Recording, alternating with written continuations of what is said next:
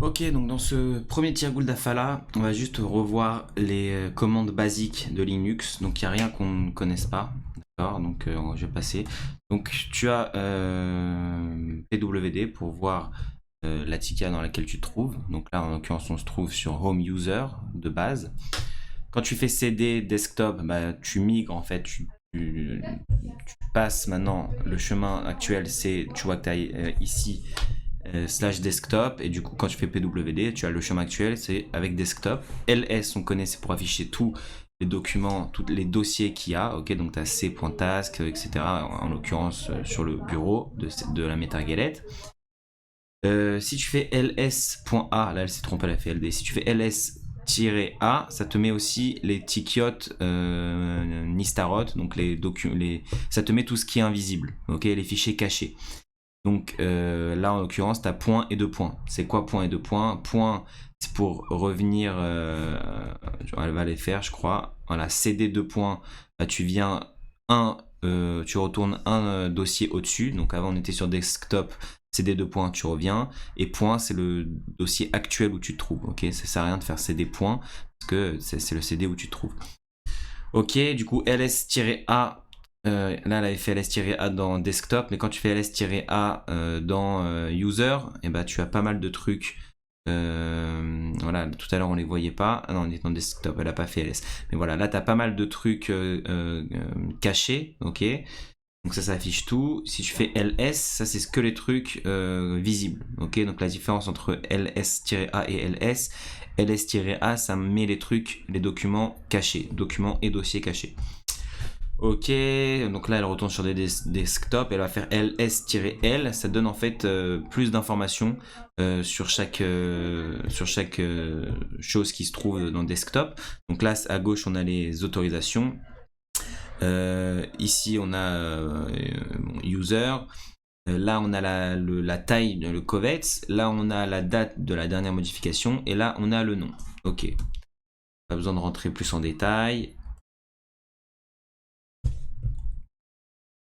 Ok, ok. Donc là, elle va faire CD home. Donc tu peux mettre aussi un chemin directement. Donc tu te retrouves dans le document. Du coup, elle fait CD deux points pour revenir dans user. Et ensuite,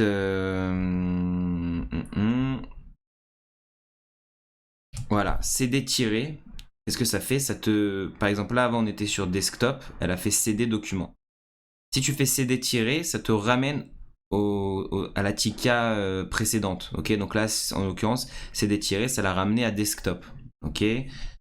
Si tu veux créer un dossier, tu mets mkdir. Donc là, elle est retournée sur desktop et elle a créé un dossier vide avec mkdir qu'elle a appelé tirroule 1. Ok. Donc là, du coup, quand elle fait ls, on voit le nouveau document tirroule 1. Ok. Et du coup, là, elle va faire, une fois qu'elle est dans le tirroule 1, elle a fait cd tirroule 1, elle va faire touch 1. Et ça va créer, quand elle fait ls, elle va voir un document 1. C'est quoi la différence entre mkdir, mkdir et touch? mkdir, ça va te créer un dossier. Tu vas pouvoir faire cd et rentrer dans le dossier. En l'occurrence, elle est rentrée dans Tirgoul 1. Touch, ça va te créer un document. Tu vas pas pouvoir rentrer dedans. Il n'y a pas un chemin à l'intérieur. C'est un document. Ok. Par exemple, ça va être un fichier texte, ça va être un fichier de ce que tu veux. Faut savoir que, petit rappel, en Linux, tout est un document. Enfin, tout est un dossier ou document. Ok. Donc là, elle va faire ls-l et on va voir que bah, y a le total qu'il y a dans Tirgoul 1, il y a juste ce document 1 qui est vide, qui a été créé à l'instant. Elle va créer un document qui s'appelle touch 2. Ah, ça marche pas avec le slash, et du coup, si elle met pareil avec slash example.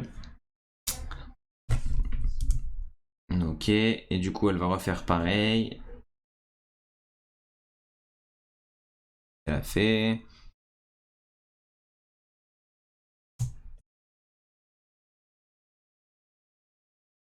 Ok. Bon là, elle a tenté des trucs, si tu veux. C'était juste pour montrer en fait que c'est pas un directory. Elle a créé Touch. C'est pas Touch et mkdir, c'est pas la même chose. Ok, tu peux pas créer un chemin avec Touch. Ok. Du coup, là, quand elle fait, elle a refait ls. On a toujours que 1 dans le Tirgoul 1. Et ce qu'elle va faire, c'est que elle va utiliser la CUDA nano pour rentrer à l'intérieur. c'est un nano, en fait, c'est un éditeur de texte. Du coup, tu rentres dedans et là, tu vas écrire ce que tu veux dedans. Donc là, elle a écrit Hello World. Ensuite, elle fait CTRL S pour l'enregistrer, Y. Et là, du coup, à l'intérieur, pour lire ce qu'il y a à l'intérieur, tu vas faire la commande cat. Donc, quand tu fais cat avec le nom du document, en l'occurrence 1, ça t'affiche dans le terminal ce que contient le document 1. Ok, donc là, si elle fait touch 2 et qu'elle va faire Hello World mais avec une faute, elle va faire H-E-L-O. Ok, et du coup, si tu fais diff 1, 2, ça va te montrer qu'il y a une différence. Pourquoi? Parce que là, on a Hello World dans 1 et Hello World avec un seul L dans 2. Par contre, si tu le modifies, là, elle va remodifier, elle va faire un nano 2, elle va rajouter un L dedans. Et quand tu fais diff 1, 2, il n'y a aucune différence, donc ça n'affiche rien la commande. Ok, ça c'était la commande diff. Echo I, echo c'est juste un printf, donc là ce que tu es en train d'écrire, tu vas mettre entrée et ça va te l'afficher dans le terminal. Tu peux utiliser le guillemet comme ça pour le rentrer dans le 3. Donc là, on n'avait pas créé un touch 3. Hein. Donc quand tu fais 3, ça t'a créé un document 3. Ok, et du coup, si tu fais là 4, 3 ou nano 3, bah, tu vas avoir accès. Ouais, on va faire 4, 3. Et du coup, on voit ça crée un troisième document qui contient le texte Hi everyone. Ok, avec une faute, cette pute. Ok, et du coup, on a Echo Class 3, pareil, à la rentrée 3. Qu'est-ce que ça fait? Ça a remplacé Hi Everyone par classe. Ok, si on avait voulu rajouter et pas remplacer, il avait fallu faire append. Append, comment ça marche? C'est avec deux guillemets. Donc là, elle a fait Echo Hi Everyone, deux signes supérieurs et 3. Et du coup, quand elle fait 4, 3, ça fait classe et à la ligne Hi Everyone. Ok. Là, elle a fait history. Donc la commande history, c'est pour voir toutes les commandes que tu as faites auparavant. Ok. Qu'est-ce qu'elle a fait d'autre? Elle a fait man. Donc man pour manuel. Donc quand tu fais manuel avec le nom d'une commande, donc là, elle a fait manuel man ls, ça va te sortir toutes les options que tu as avec ls. Ok. Donc si tu fais ls/u, ls/t, etc., ça t'explique ce que ça fait. Ok, tu peux faire ça avec toutes les commandes, le manuel. Chaque commande possède son manuel. Tu as également la commande top. Donc top, ça va te montrer tous les processus en cours. C'est un peu le gestionnaire des tâches de Linux. Là, tu vois qu'on a tous les processus en cours, combien de memory, combien de pourcents du CPU ça prend, etc. Et on voit qu'il y a le programme top qui run aussi. Ok. Qu'est-ce qu'elle nous a montré d'autre d'intéressant? Voilà, elle est revenue. Et là, elle a fait ls-l. Et elle va nous montrer maintenant comment... Ah, tu peux faire ls-l pour on a vu, mais tu peux faire aussi ls-la pour montrer aussi les trucs invisibles. Et maintenant, elle va nous montrer grep. C'est quoi grep? C'est ça, ouais. Grep, c'est pour l'essanen. Comment tu dis l'essanen? Pour filtrer. Grep, c'est pour filtrer les résultats. Donc là, on voit qu'on a une tonne de résultats. Elle a fait un set bar de correspond où en Java. Et elle a fait grep. Donc sur les résultats qu'on a eu au précédent, grep 2021. Garde-moi que de ceux qui contiennent 2021. Donc en l'occurrence, ceux qui datent de 2021 sur ces résultats. Et du coup, ça nous affiche que 4 lignes avec les 2021. Il y avait GNUP, documents, etc. Donc c'est ce qui s'affiche. Donc ça grep, ça filtre. Tu peux aussi filtrer en fonction de ce qu'il y a à l'intérieur des documents. Par exemple, là tout à l'heure on avait touch 3. Voilà, on va retourner dans Tirgoul 1. On se rappelle que le document 3, il avait deux lignes. Il avait Hello World et Hi Everyone. Ok, donc là, elle a écrit dans le 1. Ok, elle a modifié le 1. Et du coup, quand elle va faire cat1/grep avec Hello, par exemple, avec World, ça va nous afficher que la ligne contenant Hello World dans le document 1. Ok, donc tu peux aussi filtrer à l'intérieur des documents.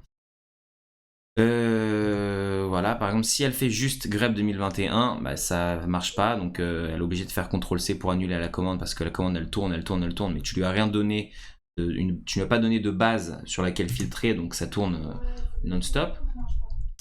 Et voilà, on a fait le tour. Pour remove un directory, pour remove un document, pardon, tu fais rm3.